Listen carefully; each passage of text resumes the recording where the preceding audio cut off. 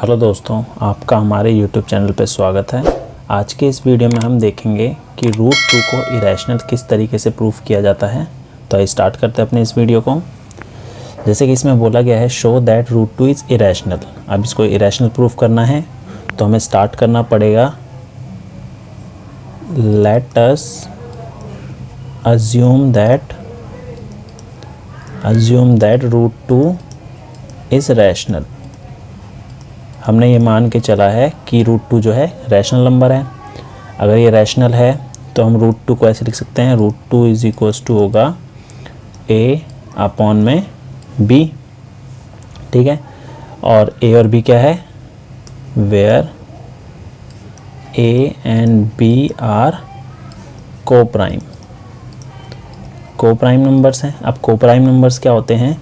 Coprime number वो होते हैं जिसका सिर्फ हाईएस्ट कॉमन फैक्टर 1 हो, एक से ज़्यादा हाईएस्ट कॉमन फैक्टर ना हो, वो हमारे कोप्राइम नंबर होते हैं। ठीक है, तो ए और बी हमारे कोप्राइम हो गए हैं। अब इसके बाद अगर मैं लिखना चाहूँ root 2 equal to a upon b है, तो इसको अगर मैं क्रॉस मल्टीप्लाई करूँ तो हमारे पास क्या जाएगा, root 2 B is equals to A हो जाएगा। ठीक है, अब स्क्वायरिंग बोथ साइड कर देता हूँ मैं। अगर मैं स्क्वायरिंग बोथ साइड करूँ, इधर भी स्क्वायर करूँगा तो इसे भी स्क्वायर करना पड़ेगा, तो ये हो जाएगा हमारा 2b² इक्वल टू a²। ठीक है, तो इसको अगर मैं इस तरीके से लिखूँ b² equal to a² upon में 2, मतलब जो a² है वो 2 से डिवाइड हो रहा है। ठीक है, अब हमारे पास एक थ्योरम होती है। थ्योरम क्या होती है हमारे पास? ये होती है if p be a prime number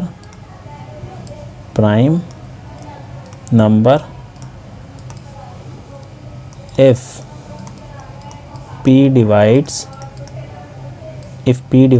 a², then p divides a। हमारे पास थ्योरम ये थी कि अगर p कोई प्राइम नंबर है, अगर वो a² को डिवाइड कर रहा है तो p जो है वो a को भी डिवाइड करेगा। अब यहाँ पर देखो, यहाँ पर जो है हमारा, यहाँ पर 2 जो है a² को डिवाइड कर रहा है। ठीक है, तो 2 a को भी डिवाइड करेगा, therefore 2 divides a² and so 2 divides a। 2 जो है a² को डिवाइड कर रहा है तो 2 a को भी डिवाइड करेगा। ठीक है,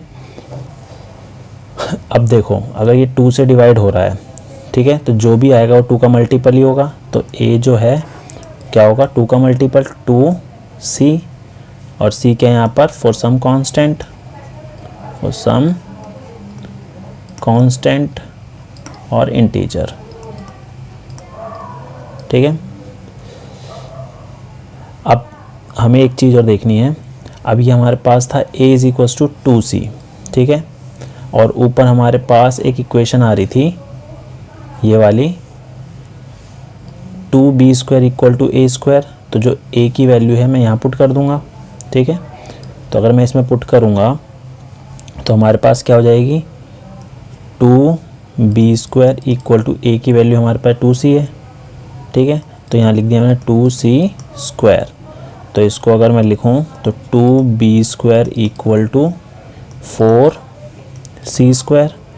2 से कैंसिल हुआ तो यहाँ 2 बचा, तो हमारे पास यहाँ क्या आ जाएगा, हमारे पास बचा b² इक्वल टू 2c²। अब जो c² क्या आ रहा है, b² अपॉन में 2।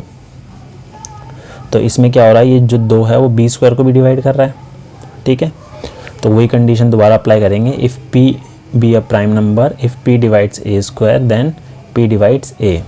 तो यहाँ पर क्या हो जाएगा, 2 divides b² and so 2 divides b।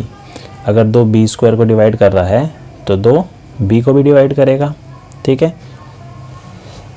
अब इसके बाद है देयरफॉर, अभी ऊपर वाली कंडीशन में ये था कि जो 2 था वो a² को भी डिवाइड कर रहा था, तो a को भी डिवाइड कर रहा है। ठीक है। यहाँ पर है 2 b को भी डिवाइड कर रहा है, ठीक है। तो इससे हमें क्या पता लगा, इससे ये पता लगा कि a and b have at least 2 as a common factor, ठीक है। अगर 2 हमारा a को भी डिवाइड कर रहा है और 2 b को भी डिवाइड कर रहा है तो कॉमन फैक्टर 2 होगा, ठीक है। तो अब हम देखेंगे, अब हमने स्टार्टिंग में क्या बोला था कि a और b क्या है, कोप्राइम है। कोप्राइम है तो अगर उसमें बोला था कि एक के अलावा कोई और कॉमन फैक्टर नहीं होगा, तो इससे क्या हो गया, ये कॉन्ट्राडिक्शन हो गया। But this contradict that a and b have no common factor other than 1। हमने स्टार्टिंग में लेट किया था कि a और b क्या है, कोप्राइम नंबर है, ठीक है। लेकिन यहाँ पर तो 2 कॉमन फैक्टर आ रहा है, तो ये कॉन्ट्राडिक्ट हो गया, हमारी स्टेटमेंट जो थी स्टार्टिंग की वो गलत हो गई, ठीक है। सो our assumption was incorrect that root 2 is rational, ठीक है। हमने स्टार्टिंग में माना था कि रूट 2 क्या है, रैशनल है, ये तो इनकरेक्ट हो गया। तो इससे हमें क्या मिला, so we conclude that root 2 is irrational, root 2 is irrational, ठीक है। तो एक बार दोबारा देख लेते हैं इसको।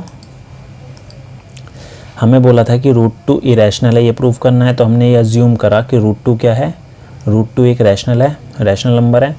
तो रैशनल नंबर जो होता है पी वाई क्यू की फॉर्म में होता है, तो रूट 2 इज इक्वल्स टू हो गया a अपॉन बी, और a और b क्या है यहाँ पर, कोप्राइम नंबर है।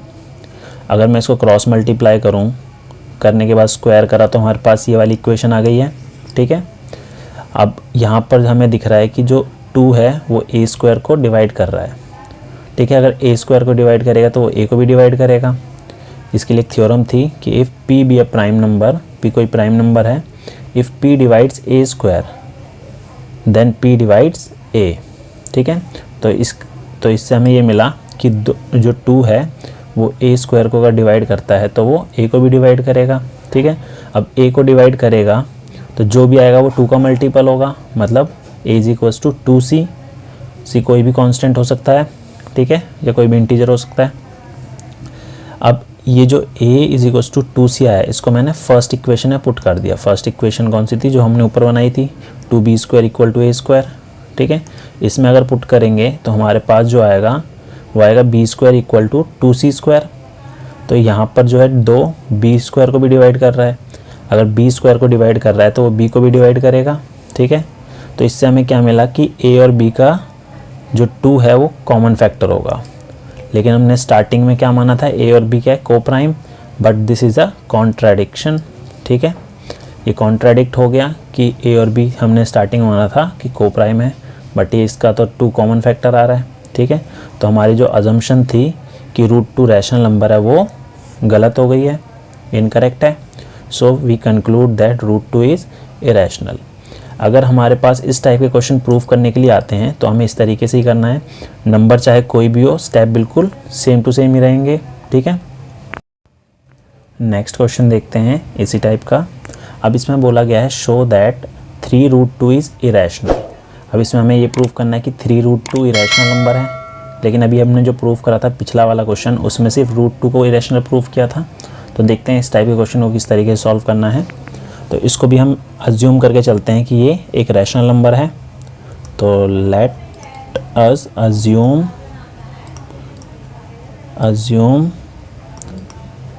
That 3 root 2 is rational number, is rational, ठीक है। अगर ये रैशनल है तो इसको हम लिख सकते हैं पी वाई क्यू की फॉर्म में या a अपॉन बी की फॉर्म में। तो 3 root 2 is equals to a upon में b, और a और b क्या है यहाँ पर, कोप्राइम नंबर है, where a and b are coprime. ठीक है, बिल्कुल सेम स्टेप वही है जो हमने पिछले क्वेश्चन में किए हैं। तो इसको मैं लिख सकता हूँ, ये जो है √2 इक्वल टू 3a अपॉन में 3b।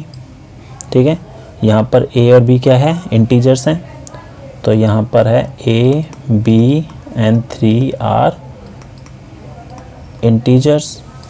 ठीक है, अगर ये इंटीजर्स तो a अपॉन में 3b क्या होगा, वो b हमारा क्या होगा, रैशनल नंबर ही होगा। ठीक है, तो a अपॉन में 3b इज रैशनल नंबर। ठीक है, अगर ये रैशनल नंबर है तो √2 भी हमारा क्या होगा, रैशनल है, एंड सो √2 इज रैशनल। ठीक है, हमने रैशनल प्रूफ करा है, रैशनल माना था तो ये भी रैशनल होगा, √2 भी। लेकिन अभी हमने जो पिछला क्वेश्चन किया है उसमें क्या प्रूफ किया था कि √2 इज़ अ इरेशनल नंबर। ठीक है, बट दिस contradicts